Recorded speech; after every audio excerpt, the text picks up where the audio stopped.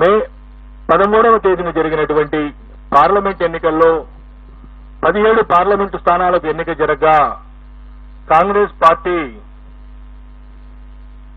7 నుండి 8 స్థానాలను కైవసం చేసుకోబోతా ఉంది.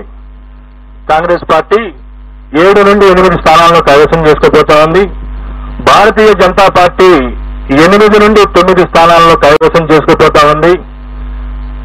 అలాగే ఎంఐఎం కేవలం పోటీ చేసింది 1 స్థానం అయినప్పటికీ భారతీయ జనతా పార్టీ అభ్యర్థి మాధవీలత తీవ్రమైనటువంటి పోటీ ఉన్నప్పటికీ ఎంఐఎం ఒక స్థానం గెలవబోతా ఉంది.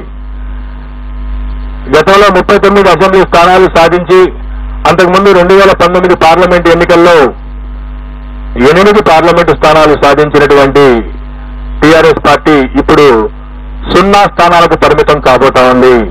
1 స్థానం కూడా ఈ ఎన్నికల్లో టీఆర్ఎస్ పార్టీకి వచ్చే పరిస్థితి లేదు. సాక్షాత్తు తెలంగాణ రాష్ట్ర సమితి అధ్యక్షుడు కేసీఆర్ గారు, సీనియర్ నాయకులు హరీష్ రావు గారు ప్రాతినిధ్యం వహిస్తున్నటువంటి మెదక్ పార్లమెంటు కూడా ఈరోజు టీఆర్ఎస్ పార్టీ పొందలేనటువంటి పరిస్థితి.